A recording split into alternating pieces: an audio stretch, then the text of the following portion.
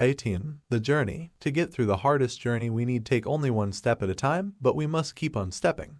Chinese proverb. One step at a time may be trite, but it's still true. No matter the objective, no matter the destination, the journey to anything you want always starts with a single step. That step is called the one thing. I want you to do something. I want you to close your eyes and imagine your life as big as it can possibly be. As big as you have ever dared to dream, and then some. Can you see it? Now, open your eyes and listen to me. Whatever you can see, you have the capacity to move toward. And when what you go for is as vast as you can possibly envision, you'll be living the biggest life you can possibly live. Living large is that simple. Let me share a way you can do this. Write down your current income. Then multiply it by a number, 2, 4, 10, 20, it doesn't matter. Just pick one, multiply your income by it, and write down the new number. Looking at it and ignoring whether you're frightened or excited, ask yourself, will my current actions get me to this number in the next 5 years? If they will, then keep doubling the number until they won't. If you then make your actions match your answer, you'll be living large. Now, I use personal earnings only as an example. This thinking can apply to your spiritual life, your physical conditioning, your personal relationships, your career achievement, your business success, or anything else that matters to you. When you lift the limits of your thinking, you expand the limits of your life. It's only when you can imagine a bigger life that you can ever hope to have one. The challenge is that living the largest life possible requires you not only to think big, but also to take the necessary actions to get there. Extraordinary results require you to go small. Getting your focus as small as possible simplifies your thinking and crystallizes what you must do. No matter how big you can think, when you know where you're going and work backwards to what you need to do to get there, you'll always discover it begins with going small. Years ago, I wanted an apple tree on our property. Turns out you can't buy a fully mature one. The only option I had was to buy a small one and grow it. I could think big, but I had no choice but to start small. So I did, and 5 years later we had apples. But because I thought as big as I could, guess what? You got it. I didn't just plant one. Today, we have an orchard. Your life is like this. You don't get a fully mature one. You get a small one and the opportunity to grow it if you want to. Think small and your life's likely to stay small. Think big and your life has a chance to grow big. The choice is yours. When you choose a big life, by default, you'll have to go small to get there. You must survey your choices, narrow your options, line up your priorities, and do what matters most. You must go small. You must find your one thing. There is no surefire thing, but there's always something, one thing, that out of everything matters more than anything. I'm not saying there will only be one thing, or even the same thing, forever. I'm saying that at any moment in time there can be only one thing.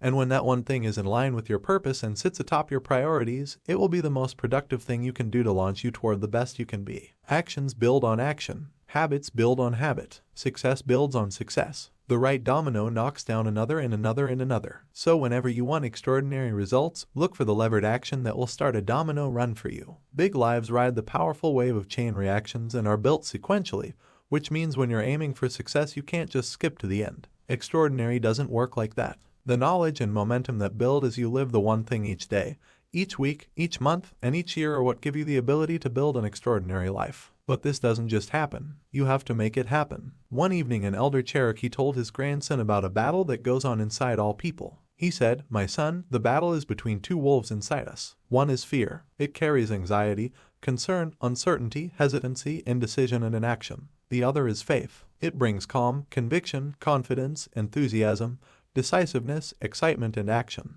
The grandson thought about it for a moment and then meekly asked his grandfather, which wolf wins? The old Cherokee replied, "The one you feed." Your journey toward extraordinary results will be built above all else on faith. It's only when you have faith in your purpose and priorities that you'll seek out your one thing. And once certain you know it, you'll have the personal power necessary to push you through any hesitancy to do it. Faith ultimately leads to action, and when we take action we avoid the very thing that could undermine or undo everything we've worked for, regret. Only those who will risk going too far can possibly find out how far one can go. T.S. Eliot. Advice from a friend. As satisfying as succeeding is, as fulfilling as journeying feels, there is actually an even better reason to get up every day and take action on your one thing. On your way to living a life worth living, doing your best to succeed at what matters most to you not only rewards you with success and happiness but with something even more precious. No regrets. If you could go back in time and talk to the 18-year young you or leap forward and visit with the 80-year-old you, who would you want to take advice from? It's an interesting proposition. For me, it would be my older self. The view from the stern comes with the wisdom gathered from a longer and wider lens. So what would an older, wiser you say? Go live your life. Live it fully, without fear. Live with purpose, give it your all, and never give up. Effort is important, for without it you will never succeed at your highest level. Achievement is important, for without it you will never experience your true potential. Pursuing purpose is important, for unless you do, you may never find lasting happiness. Step out on faith that these things are true. Go live a life worth living where, in the end, you'll be able to say, I'm glad I did, not I wish I had. Why do I think this?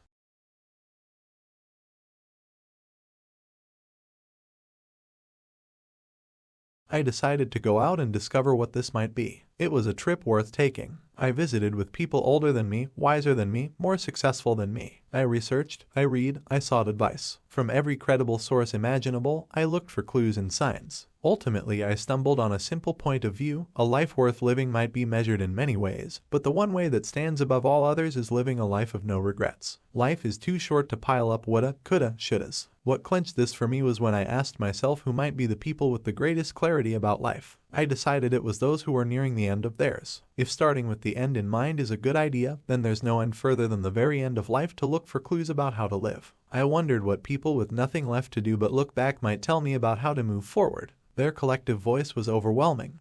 The answer clear: live your life to minimize the regrets you might have at the end. What kind of regrets? For me, very few books cause tears, much less require a handkerchief, but Bronnie Ware's 2012 book The Top 5 Regrets of the Dying did both. Ware spent many years caring for those facing their own mortality. When she questioned the dying about any regrets they had or anything they would do differently, Bronnie found that common themes surfaced again and again. In descending order, the 5 most common were these: I wish that I'd let myself be happier. Too late they realized happiness is a choice. I wish I'd stayed in touch with my friends. Too often they failed to give them the time and effort they deserve. I wish I'd had the courage to express my feelings. Too frequently shut mouths and shuttered feelings weighed too heavy to handle. I wish I hadn't worked so hard. Too much time spent making a living over building a life caused too much remorse. As tough as these were, one stood out above them all. The most common regret was this: I wish I'd had the courage to live a life true to myself, not the life others expected of me. Half-filled dreams and unfulfilled hopes. This was the number one regret expressed by the dying. As Ware put it, most people had not honored even a half of their dreams and had to die knowing that it was due to choices they had made or not made. Bronnie Ware's observations aren't hers alone. At the conclusion of their exhaustive research, Jelovich and Medvec in 1994 wrote, when people look back on their lives, it is the things they have not done that generate the greatest regret. People's actions may be troublesome initially, it is their inactions that plague them most with long-term feelings of regret. Honoring our hopes and pursuing productive lives through faith in our purpose and priorities is the message from our elders. From the wisest position they'll ever have comes their clearest message: no regrets. So make sure every day you do what matters most. When you know what matters most, everything makes sense. When you don't know what matters most, anything makes sense. The best lives aren't led this way. 20 years from now you will be more disappointed by the things that you didn't do than by the ones you did do. So throw off the bowlines, sail away from the safe harbor, catch the trade winds in your sails, explore, dream, discover. Mark Twain. Success is an inside job. So, how do you live a life of no regrets? The same way your journey to extraordinary results begins. With purpose, priority, and productivity, with the knowledge that regret must be avoided, and can be, with your one thing at the top of your mind and the top of your schedule, with a single first step we can all take. I believe the best way to share this is in a story. One evening, a young boy hopped up on his father's lap and whispered, "Dad, we don't spend enough time together." The father, who dearly loved his son, knew in his heart this was true and replied, "You're right and I'm so sorry. But I promise I'll make it up to you. Since tomorrow is Saturday, why don't we spend the entire day together? Just you and me." It was a plan, and the boy went to bed that night with a smile on his face, envisioning the day, excited about the adventurous possibilities with his pops. The next morning the father rose earlier than usual. He wanted to make sure he could still enjoy his ritual cup of coffee with the morning paper before his son awoke, wound up and ready to go. Lost in thought reading the business section,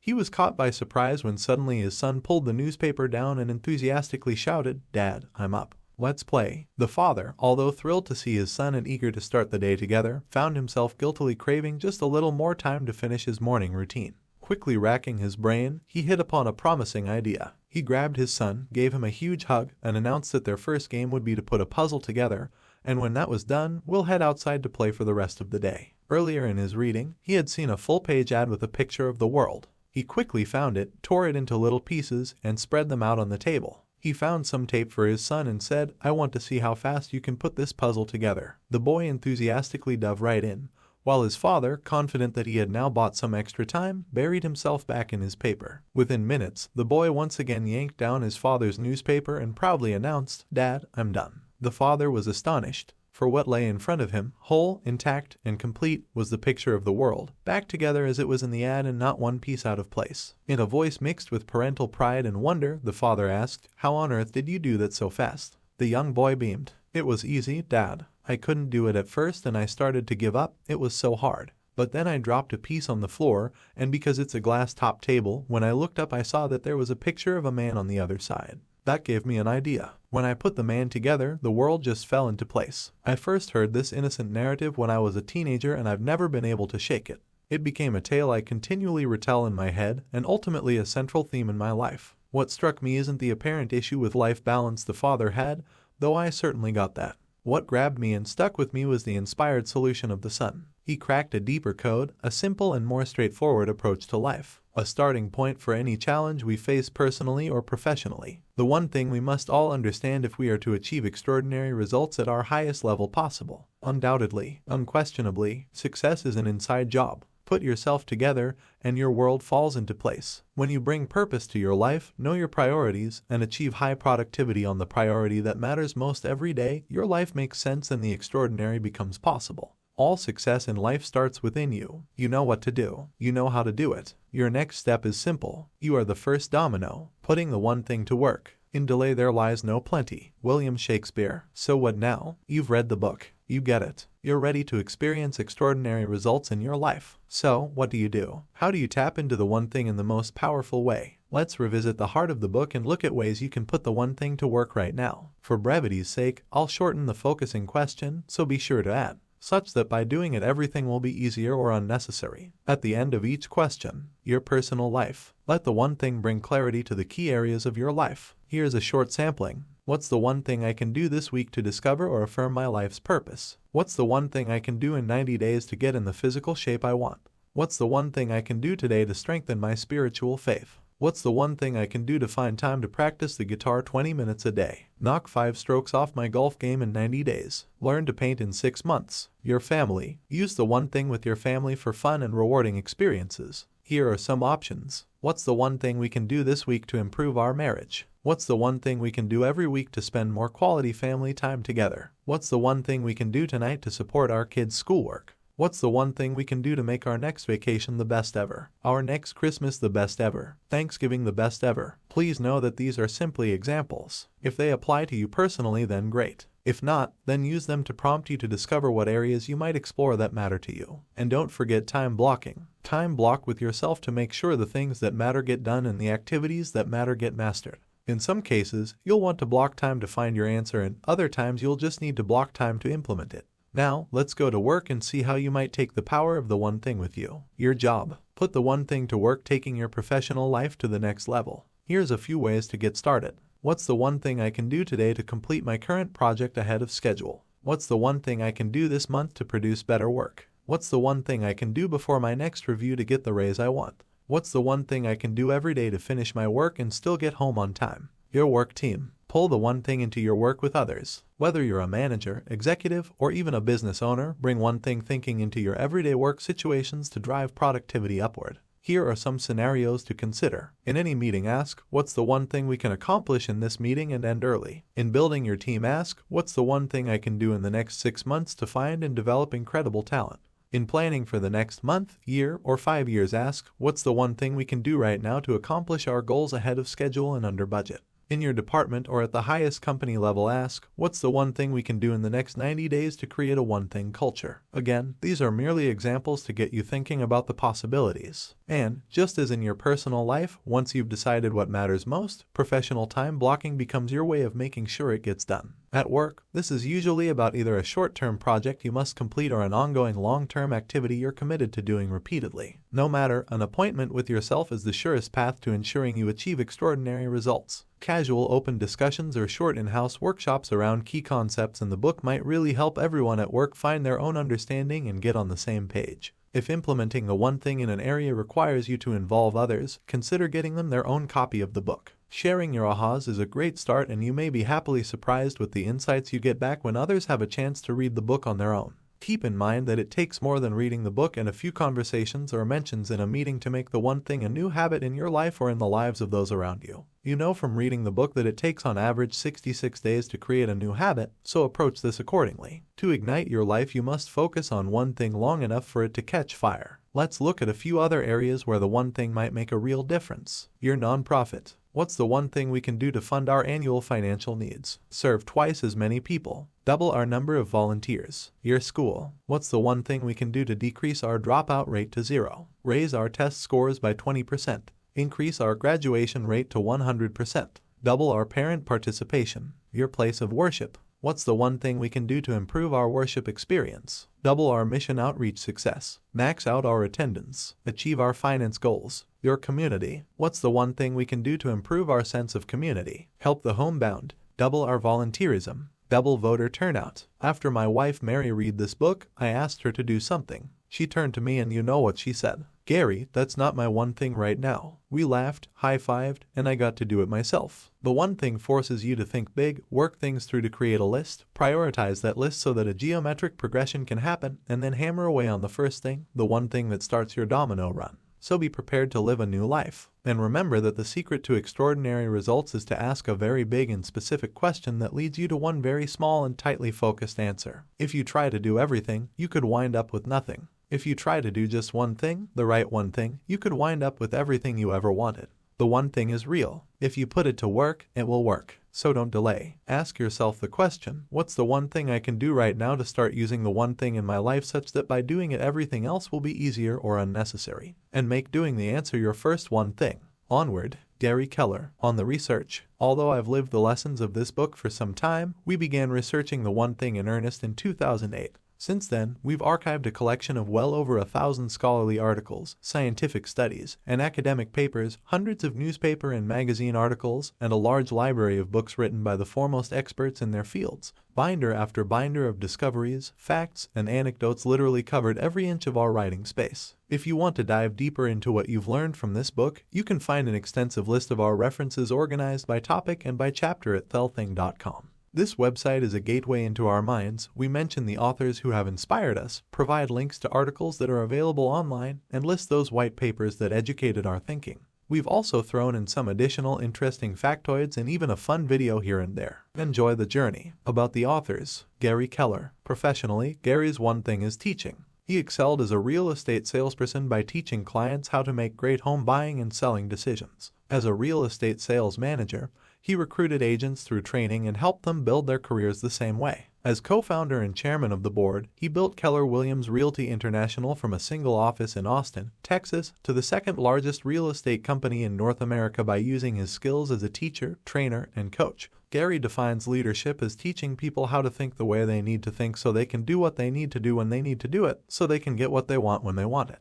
An Ernst & Young Entrepreneur of the Year and finalist for Inc. Magazine's Entrepreneur of the Year, Keller is recognized as one of the most influential leaders in the real estate industry. He has also helped many small business owners and entrepreneurs find success through 3 nationally best-selling books: The Millionaire Real Estate Agent, The Millionaire Real Estate Investor, and Shift: How Top Real Estate Agents Tackle Tough Times. A book, after all, is just another way to teach, but one with an infinitely large classroom. As a business coach and national trainer, Gary has helped countless others realize extraordinary results by narrowing their focus to their own one thing. Unsurprising to those who know him, Gary believes that his single greatest achievement is the life he's built with his wife Mary and their son John. JPAPASAM. Jay is the executive editor and vice president of publishing at Keller Williams Realty and president of Relic Publishing. Professionally, his one thing is writing. He attempted to write his first book on an electric typewriter in junior high and was hooked. At least one high school teacher thought his writing had promise and circulated one of his essays to the entire staff. Jay paid the bills in college by working in a bookstore. He got his undergraduate degree in writing and later, his master's. After graduation, Jay took a job in publishing. During his years at HarperCollins in New York, he worked on best-selling titles like Body for Life by Bill Phillips and Go for the Goal by Mia Hamm. More recently, in the 10 years he's worked with Gary, Jay has co-authored numerous award-winning or best-selling titles, including the Millionaire Real Estate series. Jay is passionate about sharing the ideas in his books and regularly speaks at conventions and training events. He is a member of the Keller Williams University International Master Faculty. Outside of work, Jay co-owns a successful real estate investment business and sales team with his wife Wendy. They enjoy life in Austin, Texas, with their children Gus and Veronica. Acknowledgements. When we were putting this book together, we agreed to do our best to organize it using the principles of the one thing. Most books follow the Chicago Manual of Style's traditional guidelines and have a half-title, copyright, endorsements, author bio, foreword, acknowledgements, dedication, and epigraph pages all before you ever get to the table of contents and the actual text. Really, it all got tossed out the window. In terms of advocating for you, the reader, we felt this was the one design thing we could do to improve your experience. As a result, the acknowledgements ended up in the back of the book. In reality, if you were to reorder the book in terms of what's most important to the authors, this section may well have fallen just inside the front cover. We began outlining this book in the summer of 2008 and submitted the first full draft to our publisher on June 1, 2012, a 4-year journey we certainly couldn't have navigated without help. Lots of it. Family comes first. Without the love and support of my wife Mary and son John, this book wouldn't be what it is. My writing partner, Jay, is equally thankful for the love and encouragement from Wendy and his kids, Gus and Veronica. Spouses, especially wise, literate ones like ours, get the largely thankless job of reading all the rough drafts rife with flaws and riddled with errors that eventually become a finished book.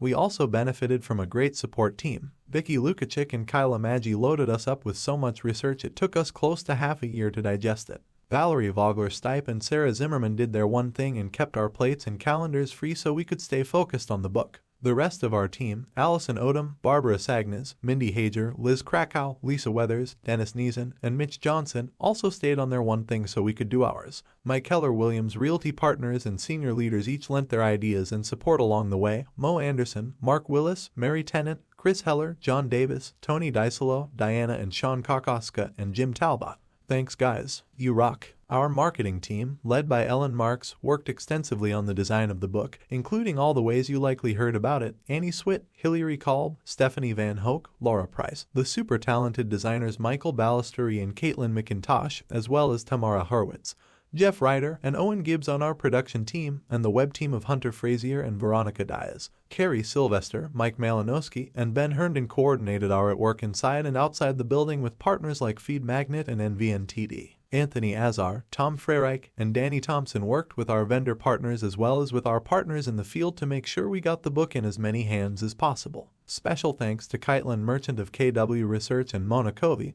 Julie Fantecchi, and Dawn Esroka of KWU for their work pre- and post-publication. We also had the benefit of working with a publisher that truly gets the one thing and lives it, Ray Bard of Bard Press. He assembled an excellent team that advised, supported, and encouraged us when we were writing and later, during the editing, pushed us to the edge to make it as good as it could be. Our extended publishing team includes managing editor Sherry Sprague, editor Jeff Morris, copy, production editor Deborah Kostenbader, Randy Miek and Gary Hespenhade of Hespenhade Design, proofreader Luke Torn, and indexer Linda Webster, publicist Barbara Henricks of Cave Henricks Communications, and social media pro Rusty Shelton of Shelton Interactive provided early feedback and led the media campaign. We also had a group of veteran readers who, with some select members of our team, provided feedback on our early draft: Jennifer Driscoll-Hollies, Spencer Gale, David Hathaway, Robert M. Hooper, Ph.D., Scott Provence, Cynthia Robbins, Robert Todd, and Todd Satterston. Thanks to the super responsive researchers, professors, and authors who answered our questions on a variety of topics: Dr. Roy Baumeister, a Francis Epps Eminent Scholar at Florida State University, and Social Psychology Area Director Dr. Myron P. Gutman, Directorate for the Social, Behavioral, and Economic Sciences at the National Science Foundation.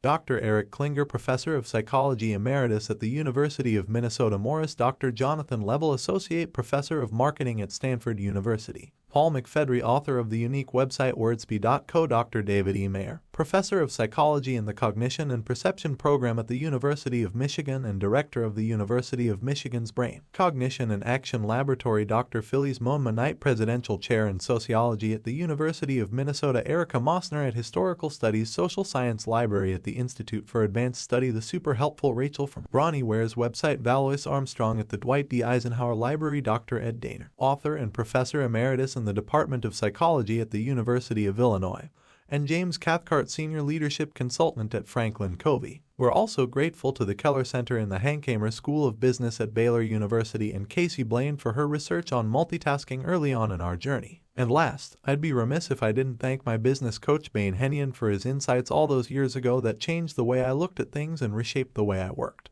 Thank you everyone for everything.